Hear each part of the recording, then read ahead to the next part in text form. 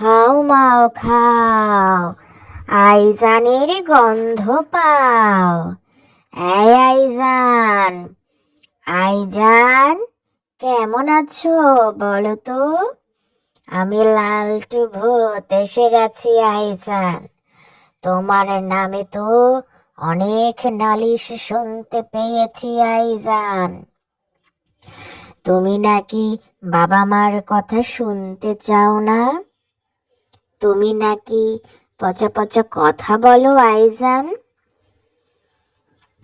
আমি লালটু ভূত, তোমার সব খবর জানতে পারি আইজান।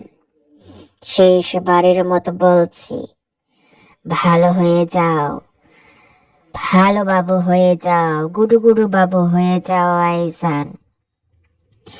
বেশি দুষ্টামি করলে আমি কিন্তু খুব রাগ করবো আইজান।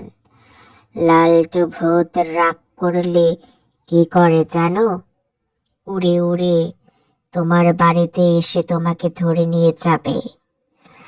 লালটু ভূত যখন তোমাদের বাড়িতে যাবে তখন গভীর রাত থাকবে, কেউ তোমাকে দেখতে পাবে না আইজান।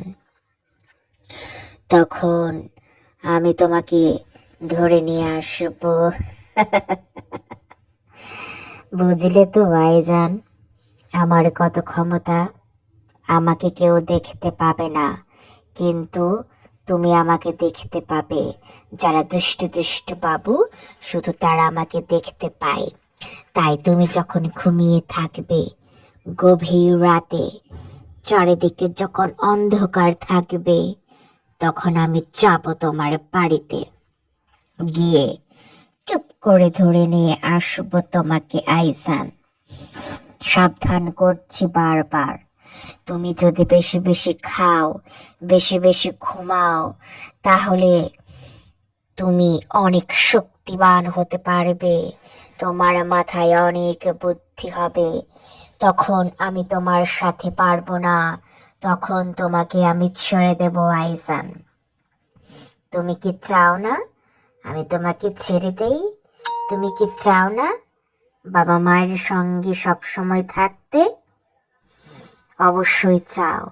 তাহলে আজ থেকে ভালো হয়ে যাও, বাবা মার কথা শোনো, বেশি বেশি পড়াশোনা করে স্কুলে তুমি প্রথম হও। আর বড় হলে তুমি হবে পাইলট, অথবা বিজ্ঞানী, অথবা শিক্ষক, অথবা বড় ব্যবসায়ী, অথবা তোমার বাবা মা যেটা চায় সেটা। আমার কথা শোনো আইজান।